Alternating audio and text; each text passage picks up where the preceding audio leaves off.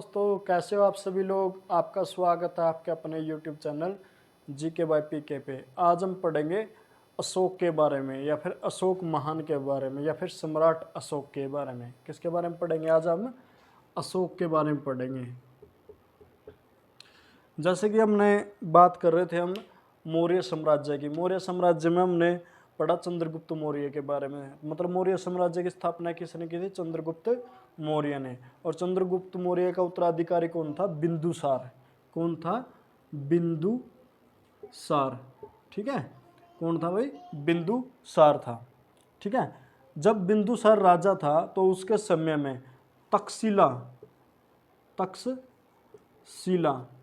तक्षशिला में दो विद्रोह होते हैं। और ये तक्षशिला कहाँ पड़ती है? ये सतलुज और व्यास नदी, सतलुज और झेलम नदी के बीच में पड़ती है। मतलब तक्षशिला में दो विद्रोह हुए।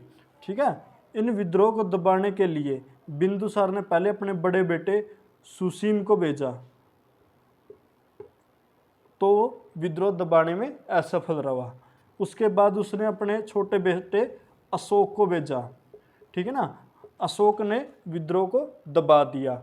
और उस समय अशोक कहाँ का गवर्नर था? उस समय अशोक अवंती का गवर्नर था। किसका? अवंती का गवर्नर था। ठीक है भाई। तो जो ये सुसीम था ये बिंदुसार का बड़ा बेटा था, और ये अशोक था ये छोटा बेटा था। ये सुसीम था ये अयोग्य था, मतलब शासन करने के योग्य नहीं था। अशोक योग्य थे, और प्रजा भी यही चाहती थी कि अशोक राजा बने। ठीक है ना, और प्रजा भी क्या चाहती थी? अशोक राजा बने। जैसे आपने बाहुबली मूवी देखी होगी, उसमें बल्लाल देव और बाहुबली था। बल्लाल देव बड़ा था, ठीक है ना, इसलिए वो चाहता था मैं राजा बनूं। लेकिन बाहुबली छोटा था, लेकिन जनता चाहती थी कि बाहुबली राजा बने। सेम सिचुएशन यहाँ पे थी। लेकिन ये बिंदुसार अगले अपने उत्तराधिकारी की घोषणा करता उससे पहले ही इसकी मृत्यु होगी। तो बिंदुसार की मृत्यु कब हुई? 272 ईसा पूर्व। कब हुई? 272 ईसा पूर्व। तो दोनों भाइयों में उत्तराधिकारी के लिए जंग छिड़ गई। ठीक है ना, और इस जंग ये जंग 3 साल तक चलती रही, और आखिरकार 269 ईसा पूर्व 269 ईसा पूर्व अशोक इस जंग में विजयी हुआ, और अशोक 269 ईसा पूर्व में मगध की गद्दी पर बैठा। ठीक है भाई। कई शिलालेखों में अशोक को अशोक के नाम से जाना जाता है, लेकिन कई पुराणों में अशोक का नाम अशोक वर्धन मिला। ठीक है ना, अशोक वर्धन नाम मिला। यानी कि पुराणों में इसको किस नाम से जाना जाता था? अशोक वर्धन के नाम से जाना जाता था।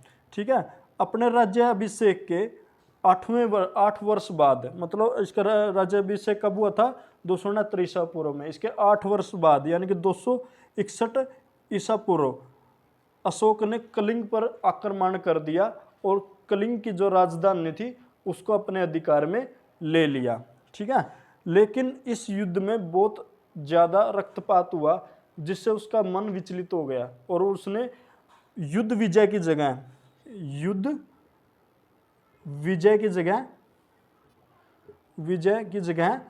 दम विजय अपनाया।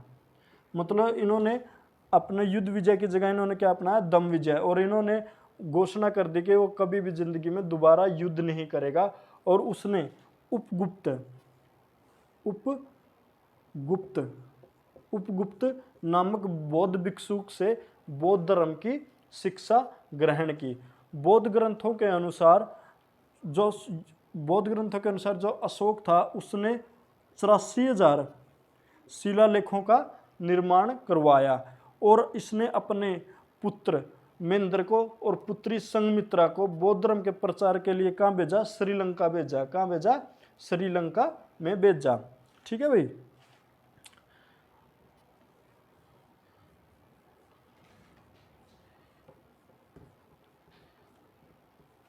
तो जो भारत में सबसे पहले जो शिलालेखों का बनाने का प्रारंभ किसने किया था? अशोक ने किया था। किसने किया? अशोक ने। तभी तो इन्होंने 84,000 शिलालेखों का निर्माण किया। मतलब सबसे पहले भारत में जो शिलालेखों का बनाने का प्रचलन कहाँ से शुरू हुआ? अशोक के काल से हुआ। और जो इसके शिलालेख थे ये 3 प्रकार के होते थे, शिलालेख, उपशिलालेख और स्तंभ शिलालेख। मतलब शिलालेख, उपशिलालेख और तीसरा स्तंभ शिलालेख होते थे। ठीक है भाई। और जो अशोक था, जो इसका जो जिस टाइम अशोक राजा होता था मगध में, तो उस समय प्रांतों की संख्या कितनी होती थी? 5 होती थी। कितनी होती थी? 5 होती थी। और जो प्रांत 5 प्रांत होते हैं, यानी कि प्रांत का जो प्रमुख होता था उसको क्या बोलते थे? कुमार बोलते थे। क्या बोलते थे? कुमार या फिर आर्यपुत्र बोलते थे। क्या बोलते थे? कुमार या आर्यपुत्र बोलते थे। और जो प्रांत है ये किस में बटे होते थे? ये विश्व में बटे होते थे। किस में बटे होते थे? विश्व में बटे होते थे। और विश्व के प्रमुख को क्या बोला जाता था? विश्वपति बोली जाता था। विश्वपति बोला जाता था। और ये आगे जब विश्व होते थे ये किस में बटे होते थे? ये ग्राम में बटे होते थे। किस में बटे होते थे? ग्राम में। और ग्राम का जो प्रमुख होता था वो कौन होता था? वो ग्रामिक होता था। क्या होता था? ग्रामिक या फिर ग्रामीण होता था। ठीक है। जो अशोक था इसकी जो प्रशासनिक इकाई थी उसके सबसे छोटा अधिकारी कौन होता था? उसका सबसे छोटा अधिकारी गोप होता था। क्या होता था? गोप होता था। और जो गोप होता था ये कितने 10 गांवों का प्रमुख होता था। जो 10 ग्राम होते थे उनका प्रमुख होता था। क्या होता था? इनका प्रमुख होता था। ठीक है। ये था अशोक की प्रशासनिक इकाई के बारे में। ठीक है भाई।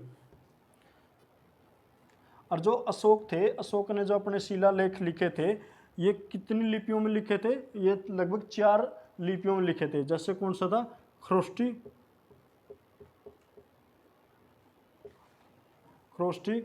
बर्मी, ठीक है ना, ग्रीक, और चौथी कौन सी थी? अमराइनी। ठीक है। जो अफगानिस्तान से जितने भी शिलालेख मिले हैं ये किस उसमें थे? लिपि में थे? ग्रीक या अमराइनी में थे। और जो अपने पश्चिम पाकिस्तान से जो जितने भी अभिलेख मिले खरोष्टी लिपि में होते थे। और जो बाकी पूरे भारत में जो अपने अभिलेख मिले वो किस लिपि के होते थे? बर्मी लिपि में लिखे होते थे। ठीक है भाई। तो जो उस समय जो मौर्य साम्राज्य की हमें जो जानकारी मिलती है वो ज़्यादातर मैगस्थनीज की बुक इंडिका या फिर जो चाणक्य ने अपनी पुस्तक लिखी थी कौन सी? अर्थशास्त्र। कौन सी लिखी थी? चाणक्य या फिर विष्णुगुप्त ने अर्थशास्त्र। ठीक है ना। अर्थशास्त्र जो लिखी थी उससे हमें मौर्य साम्राज्य के बारे में जानकारी मिलती है। ठीक है ना। मैगस्थनीज के अनुसार, जो मैगस्थनीज था उसके अनुसार जो अपना अशोक था, अशोक का जो भी जो सेना का जो प्रमुख होता था उसको क्या बोलते थे? सेनापति बोलते थे। जो सेना का प्रमुख होता था उसको क्या बोलते थे? सेनापति होती था। और जो युद्ध में सेना का नेतृत्व करता था उसको क्या बोलते थे? नायक बोलते थे। ठीक है ना। और जो राजा को जो सलाह देने के लिए क्या होती थी? एक सभा होती थी। क्या होती थी? सभा, जिसको हम मंत्री परिषद बोलते थे। क्या बोलते थे? मंत्री परिषद बोलते थे। ठीक है ना। मंत्री परिषद बोलते थे। ठीक है ना। कितने बोलते थे? मंत्री परिषद। और इसमें यह जो मंत्री परिषद थी तो ये कितने व्यक्तियों का समूह होता था? 16 या फिर 20 व्यक्तियों का समूह होता था। ठीक है ना। और जो अपना अर्थशास्त्र के अनुसार जो राजा का जो वरिष्ठ अधिकारी होता था उसको क्या बोला जाता था? उसको क्या बोलता था? कुल बोला जाता था। ठीक है। और इनकी संख्या कितनी होती थी? इनकी संख्या 18 होती थी। क्या होती थी? 18 होती थी। और जो सेनापति होता था या फिर पुरोहित होता था उसकी स्थापना से पहले उसके चरित्र का जांच परख कर ली जाती थी। ठीक है भाई। ये था इसके बारे में, प्रशासनिक व्यवस्था के बारे में। और एक ग्रीक का एक इतिहासकार हुआ है उसके अनुसार जो चंद्रगुप्त मौर्य की सेना थी उसमें लगभग कितने सैनिक होते थे? 50,000 घुड़सवार होते थे। ठीक है। 9,000 कितने होते थे? हाथी होते थे। और 8,000 कितने होते थे? रथ होते थे। उसके अनुसार जो ग्रीक इतिहासकार था उसके अनुसार जो चंद्रगुप्त मौर्य थी उसकी लगभग सेना कितनी थी, 6 लाख की सेना थी। कितने की सेना थी, 6 लाख की सेना थी। उसने बताया कि चंद्रगुप्त की सेना ने पूरे भारतवर्ष को रौंद दिया था और अपना पूरा भारत में अपना साम्राज्य स्थापित कर दिया था। लेकिन इसके कोई तथ्य मिले नहीं भाई ये सच है कि गलत है। हाँ लेकिन इतना जरूर है कि चंद्रगुप्त मौर्य ने जो पश्चिम उत्तर भारत था, जैसे अफगानिस्तान पाकिस्तान वगैरह था, उससे जो सिकंदर के सेनापति थे उससे उनसे मुक्त जरूर करवा लिया था। ठीक है, ये था उसके बारे में। और जो ये मौर्य साम्राज्य था ये लास्ट कुल कितने सालों तक चला, 137 साल तक रहा। कुल कितने सालों तक रहा, 137 साल तक। और इसका लास्ट राजा कौन था, इसका लास्ट राजा बृहद्रथ था। बृहदत्त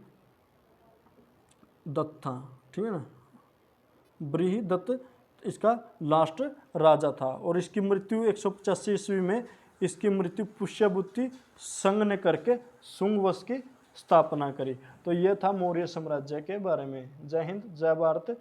कल हम पढ़ेंगे पुष्यभूति संघ के बारे में। जय हिंद।